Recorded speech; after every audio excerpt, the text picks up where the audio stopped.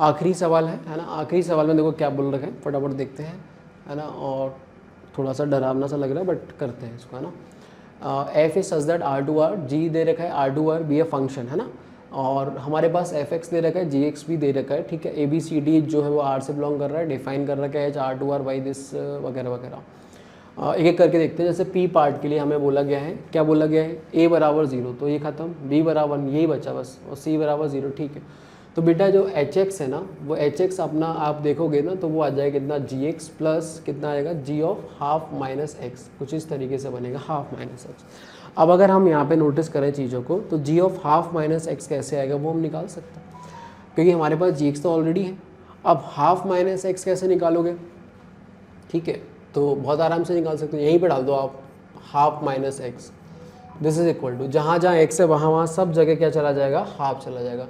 तो 1 minus two into half minus X हो जाएगा, और यहाँ पे भी कितना हो जाएगा, half minus X is less than equal to half, सही है। और यहाँ पे तो कुछ हो ही गया ही नहीं, क्योंकि ये तो, और ये तो अदरवाइज के केस में चला गया। तो देखो ये निकल के आ गया कितना, 1 माइनस ऑफ 1 तो 0 हो गया, और ये आ जाएगा कितना 2x, तो ये तो 2x आ गया यार, है ना। ये तो कितना आ गया, 2x आ गया, चलो कोई नहीं, आ गया तो आ गया, और ये 0 आ जाएगा। ये तो अदरवाइज के केस में हो गया। और यहाँ से देखो कितना आ जाएगा, सॉल्व कर लेते हैं।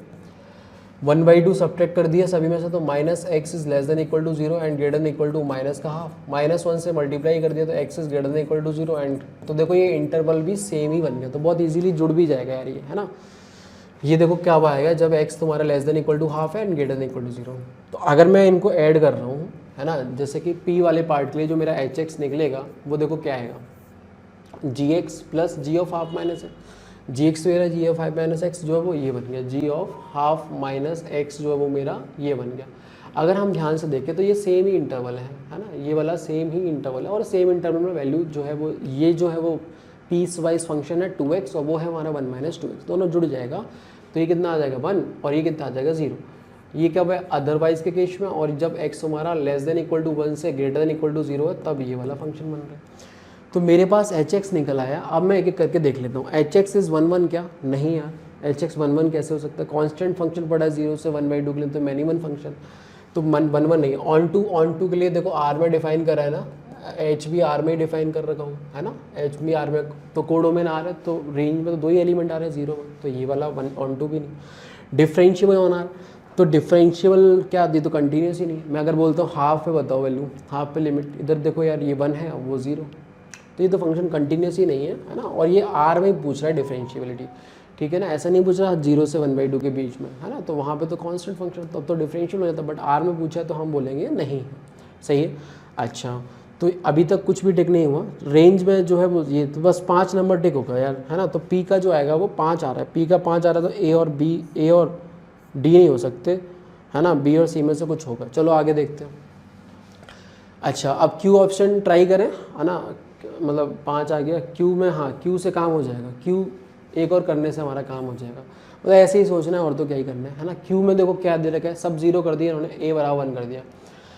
ऐसा भी एक बार ITF में भी सवाल आया था, अगर शायद याद हो, मतलब 3 हमारे इन्वर्स वाली चीज़ें थी, और फिर बार बार ABC ऐसा ही कुछ था, उसको 0 करते थे 2 को और काम शुरू हो जाता था। तो वैसा सही इन्होंने इस बार बनाने का ट्राई किया है। आप देखना प्रीवियस ईयर क्वेश्चन जे एडवांस में, वहाँ पे भी इस तरह का ITF में आ रखा है, साइन इन्वर्स के अंदर ये डाल दे वगैरह वगैरह, एडिशन और वो वाले फॉर्मूले यूज़ कर करके।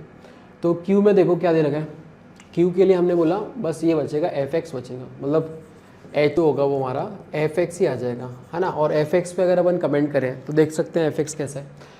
FX को बहुत अच्छे से जानते हो, है ना, इस तरह के सवाल बहुत सारे अपने डिफरेंशियबिलिटी में RHD LHD निकालने के लिए करते हैं। जनरल फॉर्मूला में रेडी किया था x की power m into sine of 1/x, तो कब m पे क्या कंडीशन होनी चाहिए जिससे कि वो कंटिन्यूस बने, और कब क्या कंडीशन होनी चाहिए जिससे वो डिफरेंशियल बन पाए।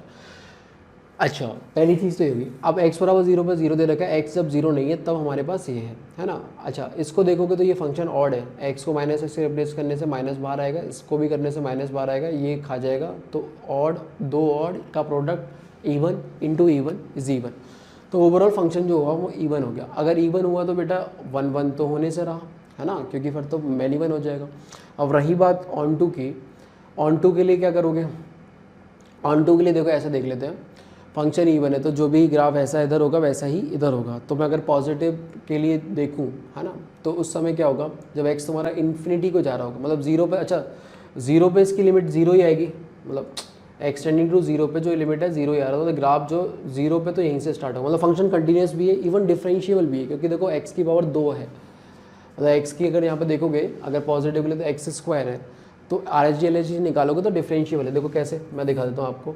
आर एच डी मान लिया अगर निकाला, आप इसको डायरेक्ट डिफरेंशिएट भी कर सकते हो हालांकि, बट अगर मुझे R H D L H D check करनी होगी तो लिमिट एक्सटेंडिंग टू क्या बताया था आर एच डी का formula, limit h tending to zero, है ना, f of zero plus h. अच्छा डाउटफुल कहाँ होगा, जीरो पे बस, और तो कहीं कोई दिक्कत है ही नहीं इसमें डिफरेंशियबिलिटी चेक करने के लिए, तो आपको बस जीरो पे चेक करनी पड़ेगी।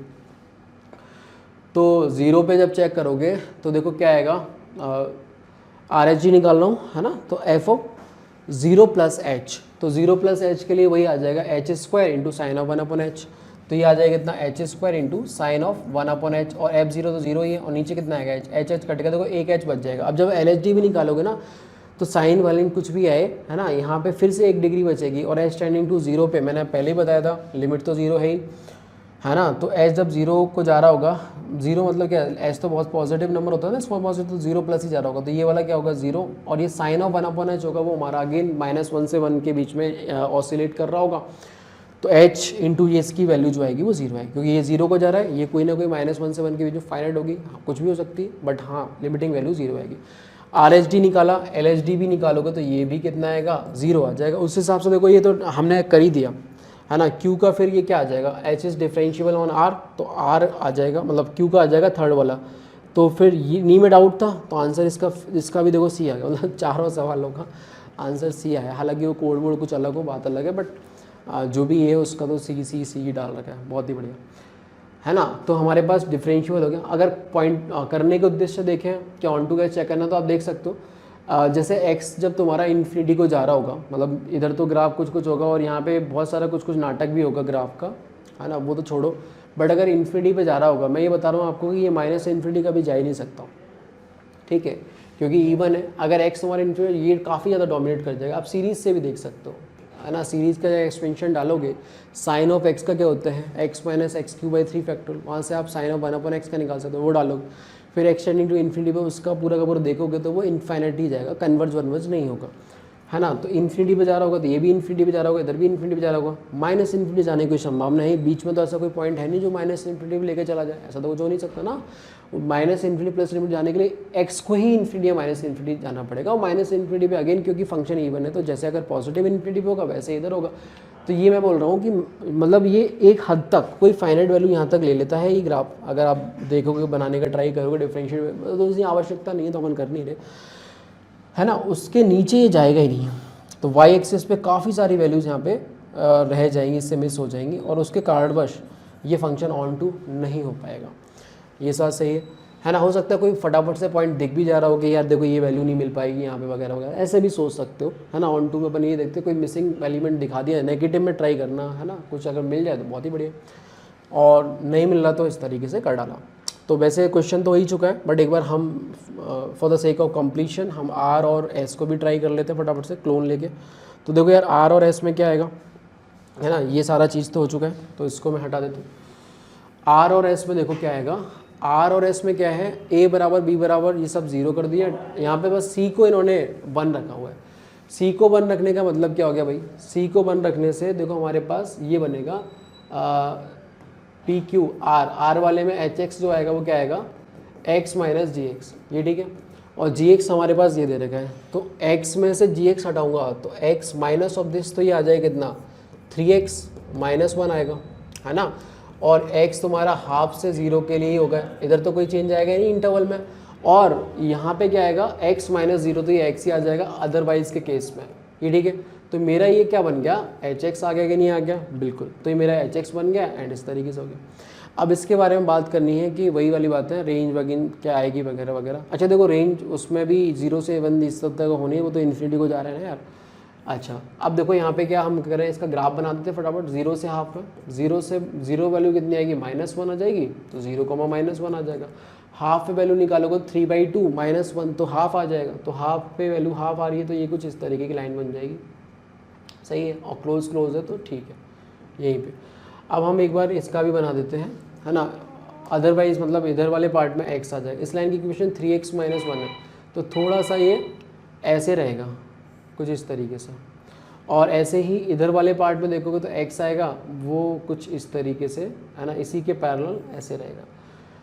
तो मतलब 1 होगा कि नहीं, देखो हॉरिजॉन्टल लाइन एक से ज़्यादा बार कट करेगी तो नहीं होगा। ऑन टू होगा क्या, हाँ, माइनस इन्फिनिटी से प्लस, लीनियर ही है ना, तो ये तो r ले लेगा रेंज, तो 2 हो जाएगा यार इसका, देखो ये मैच हो गया r का 2।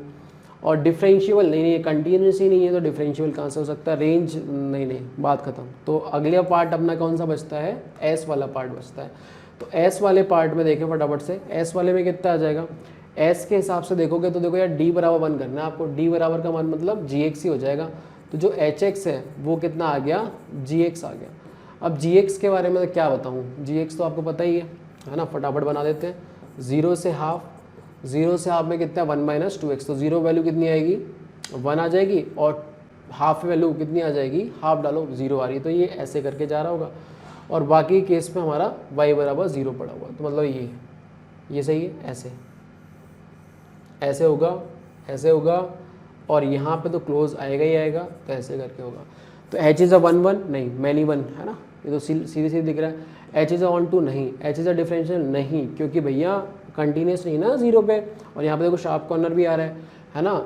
रेंज 0 से 1 होगी क्या, हाँ यार रेंज 0 से 1 होगी, सही बात है। y एक्सिस पर जो भी प्रोजेक्शन आएगा वैल्यूज़ का वो हमारा 0 से 1 आएगा, एंड क्लोज 0 से, तो इसका देखो 4 आ जाएगा। तो इस तरीके से ये पूरा हो गया, ठीक है। तो ये हमारा पेपर 1 था, है ना। तो कुल मिला के बात यही है कि पेपर 1 जो है वो जो भी वैसे सवाल थे, क्या बोलते हैं, स्टार्टिंग के 13 सवाल, उनमें मुश्किल 10 सवाल बहुत आराम से बना सकता था बच्चा, है ना। एक आध सवाल में भरी अटक सकता था। चलिए यार, थैंक यू, बहुत कुछ सीखने को मिला होगा।